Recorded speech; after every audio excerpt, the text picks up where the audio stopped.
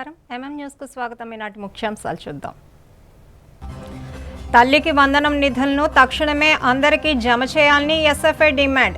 నిధుల విడుదలపై గందరగోళం తొలగించాలంటూ ఆందోళన. వర్షాకాలంలో పాడి పశువులపై జాగ్రత్త వహించాలన్న పశు సంవర్ధక శాఖ జేడీ వైవి రమణ. వ్యాధులు రాకుండా టీకాలు వేయించాలని సూచన. తోటపల్లి నిర్వాసితుల సమస్యలు పరిష్కరించాలని రైతు సంఘం నాయకుల ఆందోళన. పెండింగ్ పనులు పూర్తి చేయాలని డిమాండ్.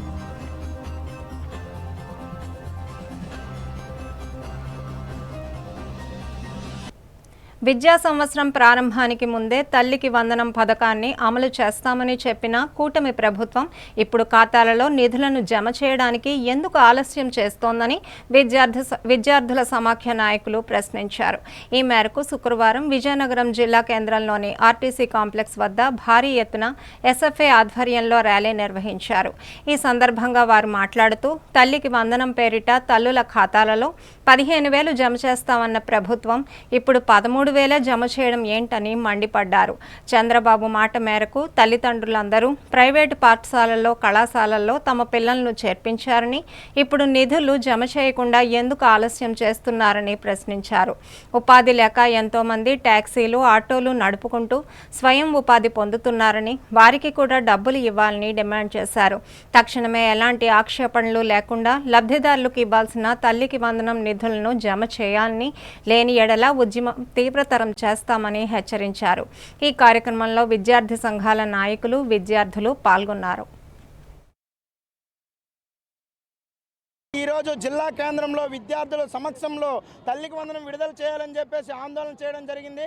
ఈ రాష్ట్ర ప్రభుత్వం ఈ రాష్ట్రంలో జనాభా తగ్గిపోతూ ఉంది కాబట్టి అందరూ కూడా మీరు పిల్లల్ని కనండి, మీరు ఎంతమంది పిల్లల్ని కంటే అంతమంది ఖాతాలకి తల్లి వందనం వేస్తామని చెప్పేసి చెప్పినటువంటి రాష్ట్ర ప్రభుత్వం నిన్న 12వ తేదీన తల్లికి వందనం ఎందుకు వేయలేదని అడిగితే వచ్చే నెల జూలై 5వ తేదీన వేస్తామని చెప్పేసి విద్యార్థుల్ని తల్లిదండ్రులను నమ్మబలికి మోసం చేసింది.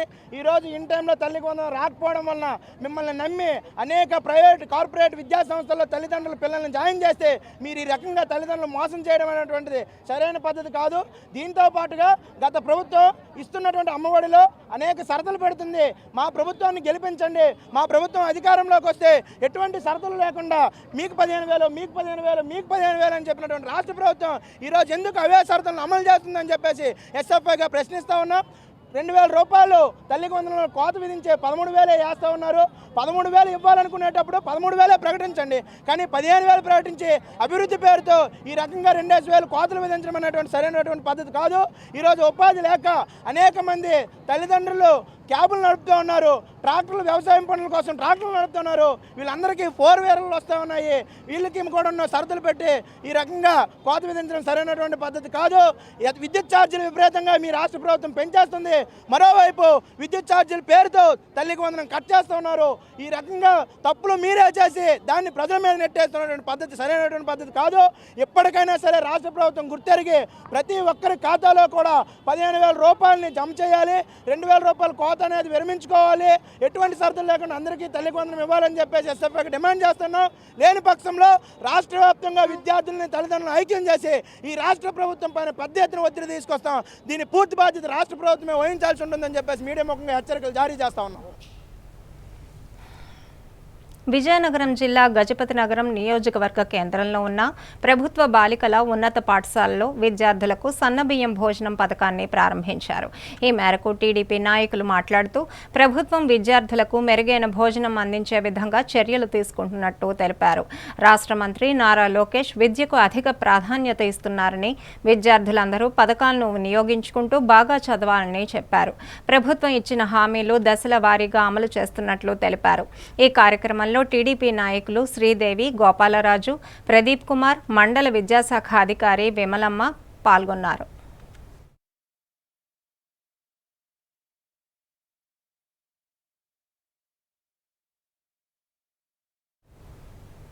రాష్ట్ర స్థాయి యోగాంధ్ర పోటీల్లో ఉత్తమమైన ప్రదర్శన కనబరిచి గుర్తింపు తీసుకురావాలని మన్యం జిల్లా రెవెన్యూ అధికారి కె హేమలత కోరారు. పార్వతీపురం మన్యం జిల్లాలో ఈ నెల 2 నుండి 6వ తేదీ వరకు నిర్వహించిన మండల పట్టణ స్థాయి యోగాంధ్ర పోటీల్లో గెలుపొందిన వారికి జిల్లా స్థాయిలో యోగా పోటీలు నిర్వహిస్తున్నారు.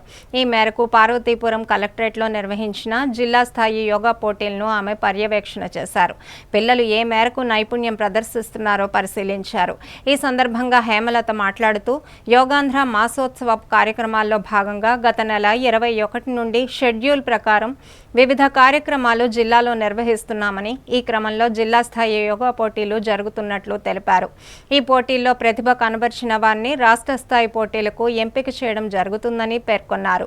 వయస్సు ప్రాతిపదికన 10 నుండి 18 సంవత్సరాలు, 19 నుండి 35 సంవత్సరాలు, 35 సంవత్సరాలు పైబడిన వారికి కేటగిరీల వారీగా సోలో యోగా విభాగానికి చెందిన ఆసనాలు, సూర్య నమస్కారాలు, ప్రాణాయామం, మెడిటేషన్, యోగా గ్రూప్స్ ప్రదర్శన, చిత్రలేఖనం లాంటి పోటీలు నిర్వహిస్తున్నామన్నారు. ఈ పోటీల్లో గెలుపొందిన వారు రాష్ట్ర స్థాయి యోగాంధ్ర పోటీల్లో ఉత్తమమైన ప్రదర్శన చూపి జిల్లాకు గుర్తింపు తీసుకురావాలని కోరారు. ఈ కార్యక్రమంలో వివిధ శాఖాధికారులు పాల్గొన్నారు.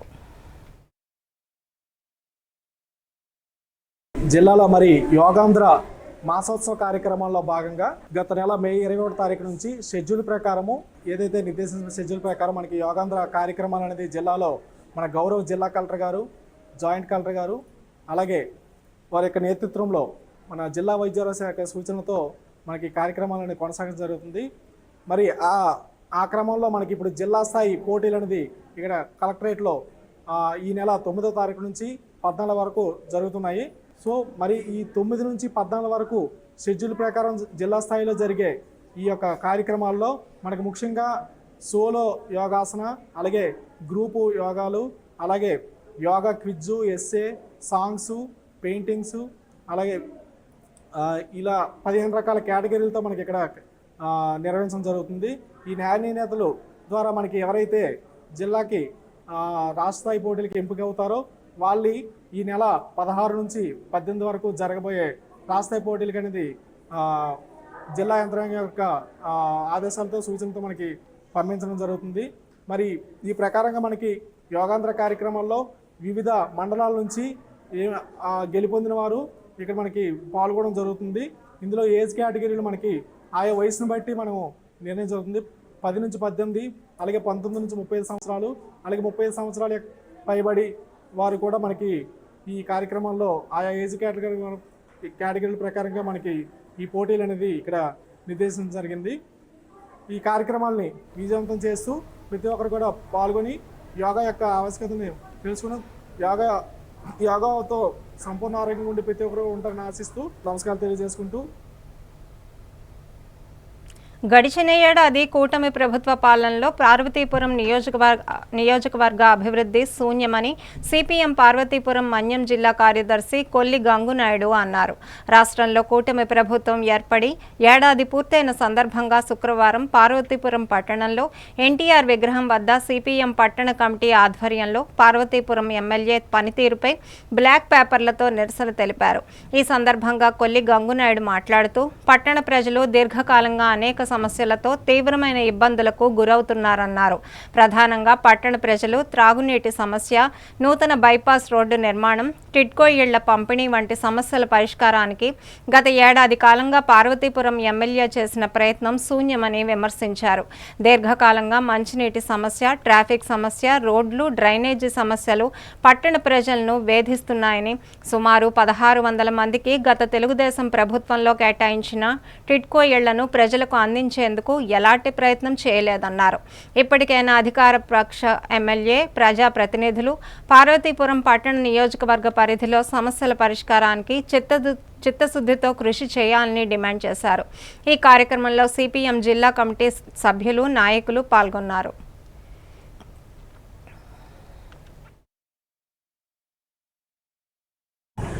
కూటమి ప్రభుత్వం అధికారంలోకి వచ్చి ఏడాది సంబరాలు నిన్ననే జరుపుకున్నారు. ఈవేళ మేము సిపిఎం పార్టీగా చెప్తున్నాం, సంబరాలు జరుపుకోవడానికి ప్రభుత్వానికి కానీ స్థానికంగా ఉన్న పార్వతీపురం ఎమ్మెల్యే గారికి కానీ ఎటువంటి అర్హత లేదని మేము చెప్తున్నాం. ఎందుకంటే ఇవాళ పార్వతీపురం పట్టణంలో అనేకమైన సమస్యలు ఉన్నాయి. ఆ రోజు ఎన్నికల ముందు విజయ్ చంద్ర గారు ఈ సమస్యలన్నీ పరిష్కారం చేస్తామని చెప్పారు.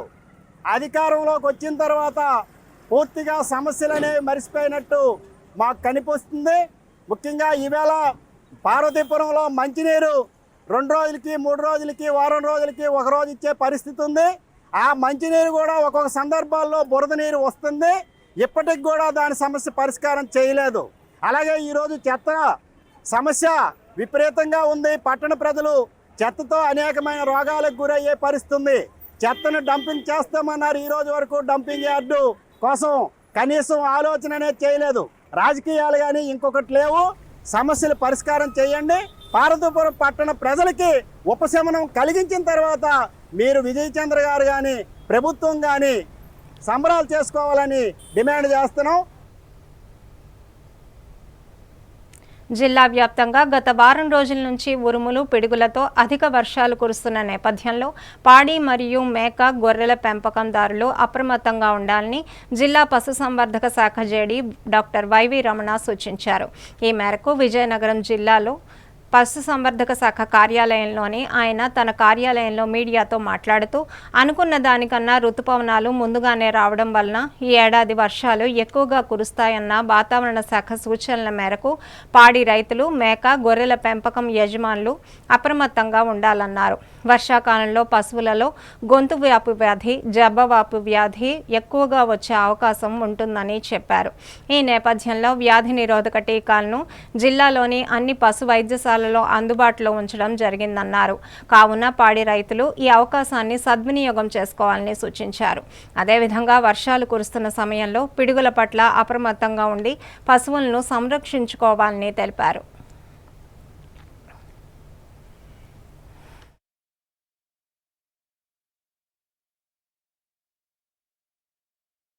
పాడి రైతులకి అలాగే గొర్రెల మేకల యజమానులందరికీ పశుసంవర్ధక శాఖ ద్వారా ముఖ్యంగా తెలియజేసేది ఏంటంటే ఇప్పుడు మన గత వారం 10 రోజుల నుంచి జిల్లాలో వర్షాలు పడుతున్నాయి. సో ఈ వర్షాకాలం మనకు అనుకున్న దానికంటే కొద్దిగా ముందుగానే రావడం, అలాగే వర్షాలు కూడా ఎక్కువగా ఈ సంవత్సరం ఉంటాయని తెలియజేయడం వలన రైతు సోదరులు ఈ వర్షాకాలంలో ముఖ్యంగా పాడి పశువులకి గేదెల్లో ముఖ్యంగా గొంతువాపు వ్యాధి అనేది రావడానికి ఎక్కువగా అవకాశం ఉంటుంది. కాబట్టి దానికి సంబంధించిన టీకాలు గొంతువాపు వ్యాధి నిరోధక టీకాలని ప్రస్తుతం జిల్లాలో ఉన్న అన్ని పశు వైద్యశాలలకి సప్లై చేయడం జరిగింది. వారు సిబ్బంది చేస్తున్నారు. కాబట్టి రైతు సోదరులందరూ గేదెలన్నిటికీ ఈ గొంతువాపు టీకాలు వేయించుకుని వాటికి ఈ గొంతువాపు వ్యాధి రాకుండా రక్షించుకోవాల్సిందిగా కోరుతున్నాము. అలాగే ఈ తెల్ల పశువుల్లో జబ్బవాపు వ్యాధి అనేది బ్యాక్టీరియా వలన అది కూడా వస్తుంది. కాబట్టి ఈ వ్యాధి రాకుండా కూడా టీకాల కార్యక్రమం చేస్తున్నారు. కాబట్టి దీన్ని కూడా అందరూ వారి పశువులకి మా సిబ్బంది ద్వారా వేయించుకొని, అలాగే గొర్రెల మేకల యజమానులకి ఎస్పెషల్లీ ముఖ్యంగా గొర్రెలలో ఈ బ్లూ టంగ్ అన్నది నీలి నాలుక అనే వ్యాధి కూడా వైరస్ వలన వచ్చే వ్యాధి. కాబట్టి ఇది కూడా ఎక్కువగా ఈ వర్షాకాలంలో వ్యాప్తి చెందే అవకాశం ఉన్నది. కాబట్టి దీనికి సంబంధించి కూడా టీకాలు వేయడం జరుగుతుంది. ఇక్కడ పశుపోషకులందరూ గుర్తుంచుకోవాల్సిన ముఖ్య విషయం ఏంటంటే ఈ బ్యాక్టీరియల్ కానీ వైరల్ వ్యాధులు వచ్చిన తర్వాత వైద్యం చేయించుకోవడం కన్నా వాటికి రాకుండానే మనం జాగ్రత్తలు తీసుకోవడం అతి ముఖ్యం. కాబట్టి మీ పశువుల శాలల్ని శుభ్రంగా ఉంచుకోవడం, అలాగే అక్కడ బ్లీచింగ్ పౌడర్ లాంటిది కొద్దిగా లేకపోతే క్రిమి సంహారక మందులు లాంటివి కూడా జల్లుకోవడం, అలాగే దోమలు అవి ఎక్కువ లేకుండా కొద్దిగా పొగబెట్టడం, అలాగే గేదెలు అవి పడుకునే ప్రదేశాలు ఆవులు పడుకునే ప్రదేశాల్లో బురద మట్టి ఎక్కువగా వాటి పొదుక్కి ఉండి పొదుగుబాపు వ్యాధి రావడానికి కూడా ఎక్కువగా అవకాశం ఉంటుంది. కాబట్టి పరిశుభ్రత పాటించడం కూడా చేయవలసిన అవకాశం ఉంది. ముఖ్యంగా తెలియజేసేది ఏంటంటే ఇప్పుడు వర్షాలు పడుతున్నప్పుడు బాగా పిడుగులతోటి వర్షాలు పడడం జరుగుతుంది. అలాగే జిల్లాలో కూడా చాలా ఎక్కువ ప్రాంతాల్లో ఈ పిడుగులు పడి పశువులు చనిపోతున్నాయి అన్నది కూడా ఎక్కువగా మాకు రిపోర్ట్స్ వస్తున్నాయి. కాబట్టి దయచేసి ఇప్పుడు మన అందరికీ వాట్సాప్లో కూడా మెసేజ్లు వస్తున్నాయి. మీ ప్రాంతంలో వర్షం పడే సూచనలు ఉన్నాయి, అలాగే పిడుగులు పడే అవకాశం కూడా ఉందని 2 గంటల ముందుగానే మనకి తెలియజేస్తున్నారు. కాబట్టి ఆ సమయంలో ఏ మెసేజ్ ఏ ప్రాంతం వారికి అయితే మెసేజ్ వచ్చిందో వారు తమ పశువులను సురక్షిత ప్రాంతాలకి తీసుకెళ్ళడం, అలాగే ఓపెన్ ప్లేస్లో కానీ చెట్ల కింద కానీ ఉంచకుండా ఉంచినట్లయితే పిడుగు పడే ప్రాంతాల్లో వాటిని మనం వదిలేయకుండా వాటిని సంరక్షించుకోవాల్సిన బాధ్యత రైతు సోదరుల మీద అందరి మీద ఉంది. కాబట్టి ఈ జాగ్రత్తలు తీసుకుని ఈ వర్షాకాలంలో పశువులని సంరక్షించుకుని వాటికి ఈ వ్యాధులు రాకుండా టీకాలు వేయించుకోవడం, అలాగే వర్షాలలో కూడా ఎక్కువగా తడిసి ఈ వాతావరణం మార్పులకి వాటికి కూడా ఈ జ్వరాలు రావడం ఇలాంటివి ఉంటాయి. కాబట్టి వాటి నుంచి కూడా పశువులకి జాగ్రత్తలు తీసుకుని ఏదైనా అవసరమైనట్లయితే మా పశుసంవర్ధక శాఖ సిబ్బందిని సంప్రదించి మీ పశు సంపదని అలాగే గొర్రెల మేకలను కూడా సంరక్షించుకోవాల్సిందిగా కోరుతున్నాను. కాసేపు విరామం.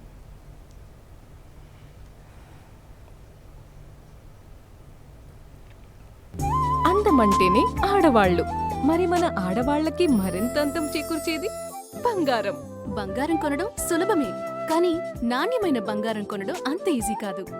సంప్రదాయమైన కలెక్షన్స్, నాణ్యమైన ఆభరణాలు, సామాన్యుడికి కూడా అందుబాటైన ధరలు, నమ్మకమైన పేరు, అది మన ధనలక్ష్మి జ్యువెలర్స్. మా బామ్మ ఎప్పుడు చెప్పేది, ఒక్కసారి ధనలక్ష్మి జ్యువెలర్స్ లో బంగారం కొంటే మళ్ళీ మళ్ళీ కొంటూ ఉంటామని. ధనలక్ష్మి జ్యువెలర్స్, డాబా తోట, ఎంజీ రోడ్, విజయనగరం.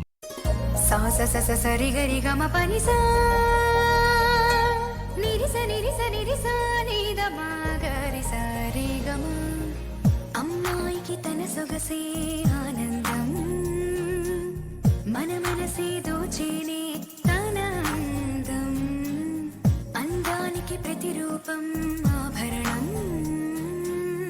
ఆభరణం అసలు రూపం Govinda jewelleries, Govinda jewelleries, Govinda jewelleries, Govinda jewelleries.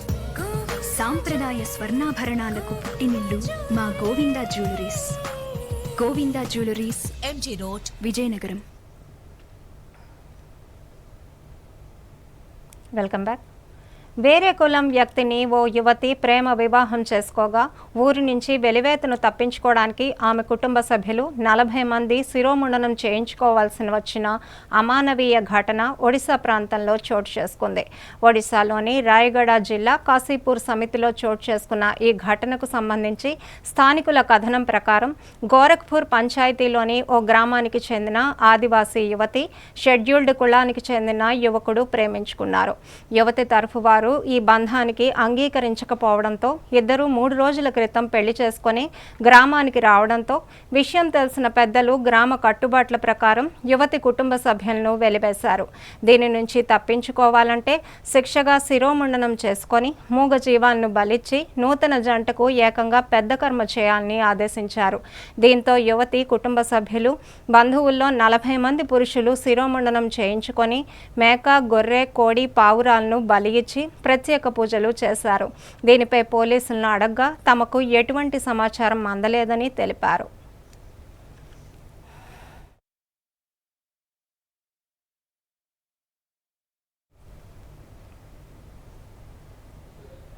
దళితులకు అందాల్సిన భూమిని దక్కనీయకుండా అన్యాయం చేయడానికి ప్రయత్నించడమే కాకుండా ఒక దళిత మహిళను అవమానించిన కేసులో భోగాపురం సీఐని సస్పెండ్ చేయాలని న్యాయవాది వల్లభరామ చైతన్య డిమాండ్ చేశారు.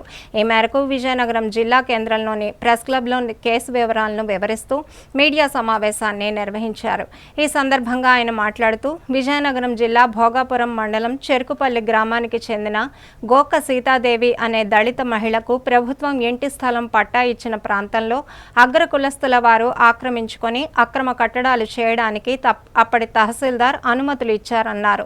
దీనిపై తహసీల్దార్పై చట్టపరమైన చర్యలు తీసుకోవాలని భోగాపురం పోలీస్ స్టేషన్లో ఫిర్యాదు ఇచ్చినా కూడా సీఐ ఎలాంటి చర్యలు తీసుకోలేదని ఆరోపించారు. అనంతరం ఈ విషయమే గత నెల విజయనగరం ఎస్పీకి తెలియజేసి న్యాయం చేయాలని కోరగా ఆయన సీఐపై విచారణ చేయాలని ఆదేశించారు. కానీ పోలీసులు రాజకీయ ఒత్తిళ్లకు తలగ్గి బాధిత మహిళకు అన్యాయం చేసి సీఐని రక్షించే ప్రయత్నం చేస్తున్నారని ఆరోపించారు. తక్షణమే భోగాపురం సీఐని సస్పెండ్ చేసి బాధిత మహిళకు న్యాయం చేయాలని ప్రభుత్వాన్ని కోరారు. ఈ కార్యక్రమంలో చెరుకుపల్లి ఇంటి స్థలం లబ్ధిదారులు పాల్గొన్నారు.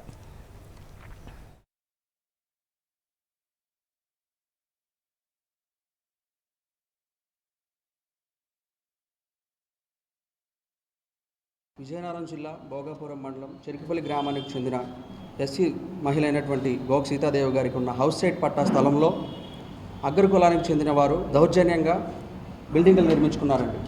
బిల్డింగ్లు అనేవి నిర్మించుకున్నారు. ఈవిడికి ఇచ్చిన హౌస్ సైట్ స్థలంలోనే బిల్డింగ్లు నిర్మించుకున్నారు.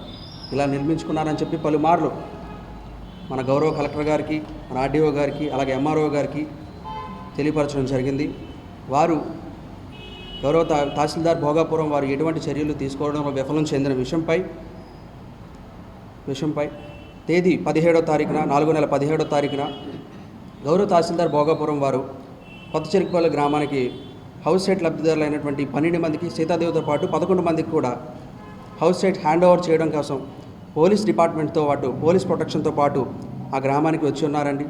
అదే రోజు దళిత మహిళ అయినటువంటి సీతాదేవి గారు తన పట్టాన్ని చేతితో పట్టుకొని, అయ్యా ఈ రోజైనా సరే నాకు నా స్థలాన్ని హ్యాండ్ ఓవర్ చేస్తారా, మాకు ఇల్లు లేదు, మాకున్న పట్టాన్ని మాకు ఇవ్వడానికి మీకు ఇబ్బంది ఏమని అడిగితే ఆయన అన్ని మాటలండి ఇవి.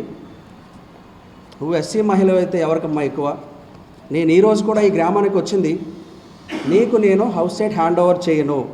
నా వెనక నెల్లిమర్ల నియోజకవర్గ ఎమ్మెల్యే అయినటువంటి లోకం నాగమాధవి గారు నాకు సపోర్ట్గా ఉన్నారు. ఇప్పుడు కూడా ఆవిడే నాకు ఫోన్ చేసి చెప్పారు, ఈ 12 మందికి అలాగే ఎస్సీ మహిళ అయినటువంటి సీతాదేవికి కూడా సరే అందరికీ కూడా హౌస్ సైట్ పట్టాలని హ్యాండ్ ఓవర్ చేయకండి, మీరు తిరిగి వెళ్ళిపోండి అనగానే ఆయన కారులో ఏదైతే కారులో వచ్చారో అదే కారులో మరలా వెళ్ళిపోవడం జరిగిందండి.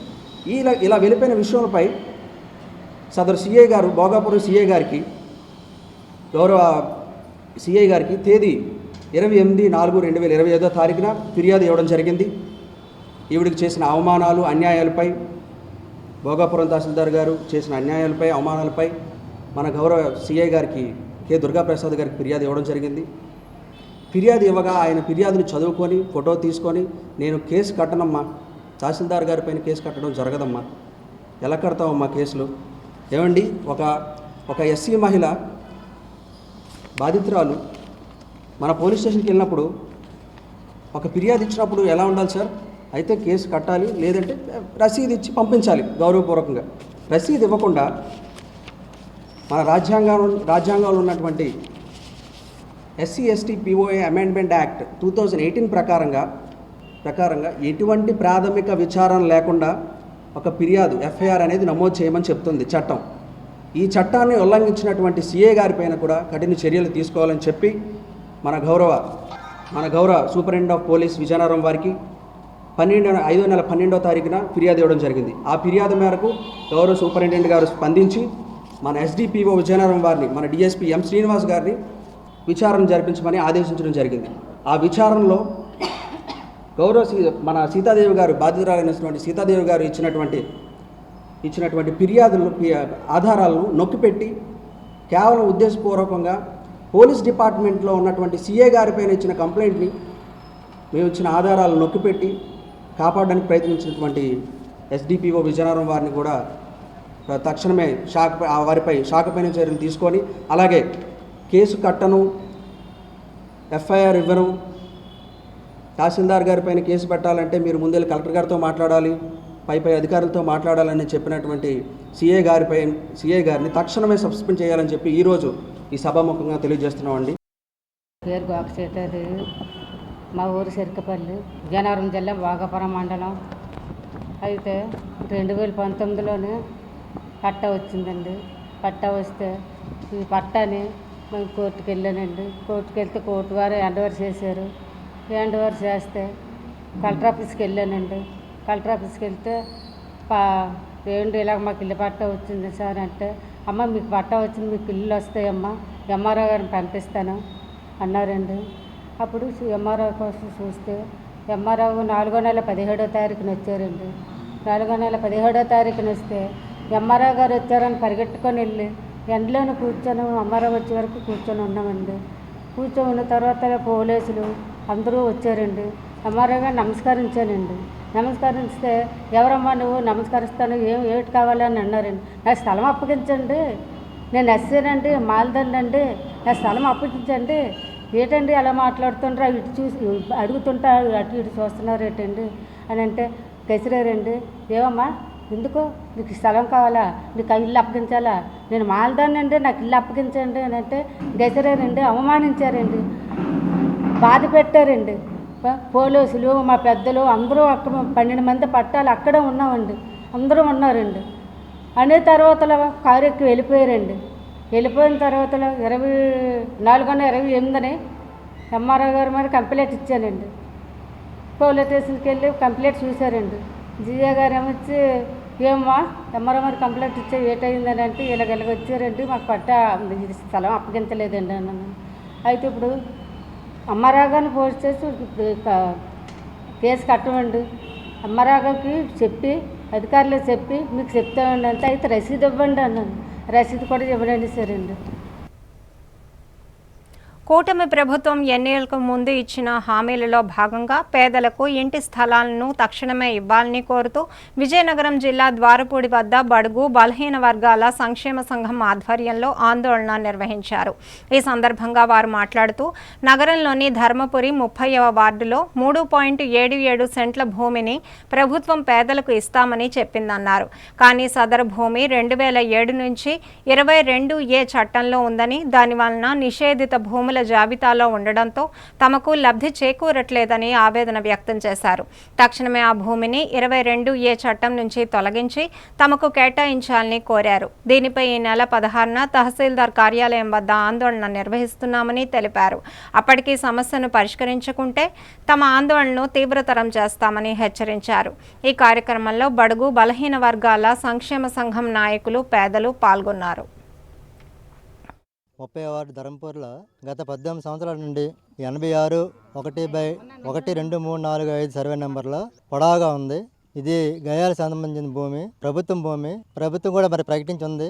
అప్పటి నుంచి ఇప్పటివరకు కూడా ఖాళీగా ఉంది. కాబట్టి మన బడుగు బలహీన వర్గాల సంక్షేమ సంఘం తరపున మా డిమాండ్ ఏంటంటే రాష్ట్ర ప్రభుత్వం, కూటమి ప్రభుత్వం గత ఎన్నికల ముందు అర్బన్ ఏరియాలో ఉన్న వాళ్ళకి 2 సెంట్లు, రూరల్ ఏరియా ఉన్న 3 సెంట్లు ఇల్లు నిర్మాణం చేసుకోవడానికి 5 లక్షలు ఇస్తామని ఆనాడు హామీ ఇచ్చారు. ఆ కోట ప్రభుత్వం పవన్ కళ్యాణ్ గారు కానీ, చంద్రబాబు నాయుడు గారు కానీ, లోకేష్ గారు కానీ వీళ్ళందరూ కూడా ఈరోజు జోక్యం చేసుకొని మేము బడుగు బలహీన వర్గాల సంక్షేమ సంఘం తరపున ఈ భూమిని మేము వెలికి తీసాం. కాబట్టి గ్రామాల్లో ఉన్నటువంటి వాళ్ళకి 200 మంది దగ్గర దరఖాస్తులు మేము పెట్టున్నాం.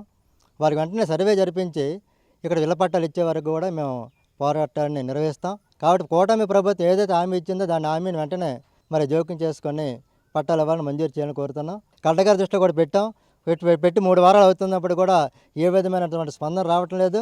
రేపు 16వ తారీఖున మళ్ళీ ఎంఆర్ఓ దగ్గర కూడా మళ్ళీ ధర్నా కార్యక్రమాన్ని పెద్ద ఎత్తున చేయాలని నిర్వహించడం జరిగింది. అందులో భాగంగా ఈరోజు పోస్టర్స్ కూడా విడుదల చేసి మరి రేపు సోమవారం నాడు ధర్నా కార్యక్రమాన్ని నిర్వహిస్తున్నాం. పెద్ద ఎత్తున ప్రజలు కూడా పాల్గొంటారు.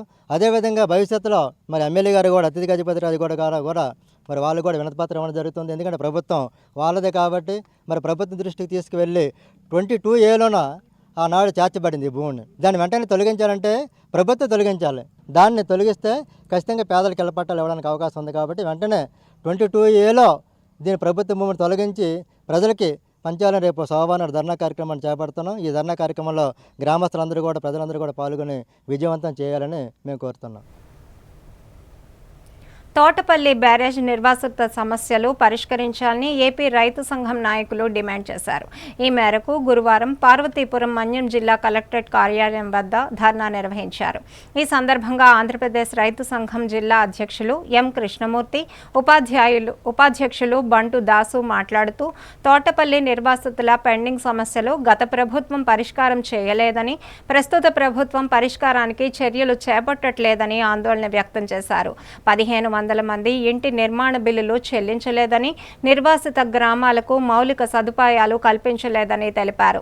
తక్షణమే పెండింగ్ సమస్యలు పరిష్కరించాలని, లేకుంటే ఆంధ్రప్రదేశ్ రైతు సంఘం ఆధ్వర్యంలో పోరాటాలు ఉధృతం చేస్తామని హెచ్చరించారు.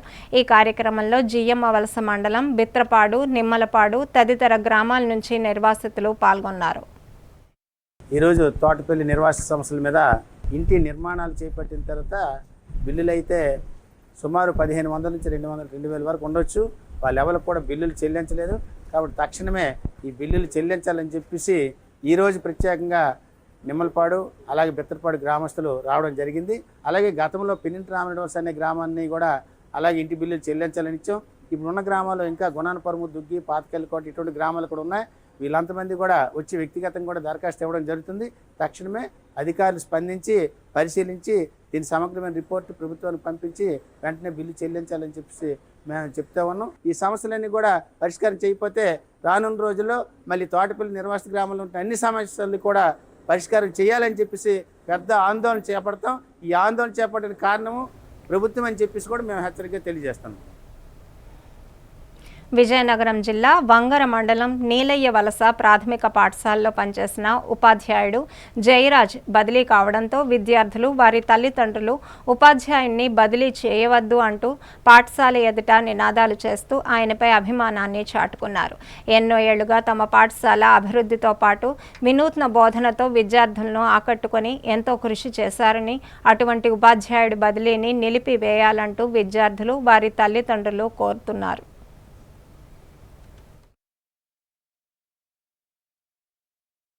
నీలయవలస గ్రామానికి సంబంధించినటువంటి ఎలిమెంటరీ స్కూల్లో 2017 మన సిహెచ్ జయకృష్ణ మేషేరు ఇక్కడ జాయిన్ అవ్వడం అయింది. మరి అదే కారణంగా ఆయన జాయిన్ అయినప్పటి నుంచి కూడా జాయిన్ అవ్వన ముందు ఈ స్కూలు దుర్భరంగా ఉండేది. మరి ఆ జాయిన్ అయిన తర్వాత ఈ పిల్లలను తీర్చిదిద్దడంలో కానీ ఈ స్కూల్ డెవలప్మెంట్ కానీ చాలా విధంగా మా గ్రామంలో అనేక కార్యక్రమాలు ఈ స్కూల్లో మాకు సంరక్షణ జరిగింది. మరి అందుకు కారణంగా మాకు మళ్ళీ ఈ జయరాజ్ మేషేర్నే మళ్ళీ మా స్కూల్లో ఈ నీలయ్య వలస ఎలిమెంటరీ స్కూల్లో ఉంచినట్లయితే మాకు పిల్లలు ఎట్టి పరిస్థితుల్లో ప్రయోజకులు అవుతారని పేరెంట్స్ తరఫున పేరెంట్స్ కానీ పిల్లలు కానీ అందరూ మమేకంతో ఈరోజు ఇక్కడ ఈ స్కూల్ దగ్గర మరి ఆయన పట్ల అభినందనని వ్యక్తం చేస్తున్నారు. ఇక వార్తలు ముగించే ముందు ముఖ్యాంశాలు మరోసారి చూద్దాం. తల్లికి వందనం నిధులను తక్షణమే అందరికీ జమ చేయాలని ఎస్ఎఫ్ఐ డిమాండ్. నిధుల విడుదలపై గందరగోళం తొలగించాలంటూ ఆందోళన. వర్షాకాలంలో పాడి పశువులపై జాగ్రత్త వహించాలన్న పశు సంవర్ధక శాఖ జేడీ వైవి రమణ. వ్యాధులు రాకుండా టీకాలు వేయించాలని సూచన. తోటపల్లి నిర్వాసితుల సమస్యలు పరిష్కరించాలని రైతు సంఘం నాయకుల ఆందోళన. పెండింగ్ పనులు పూర్తి చేయాలని డిమాండ్. వార్తలు సమాప్తం. చూస్తూనే ఉండండి MM న్యూస్.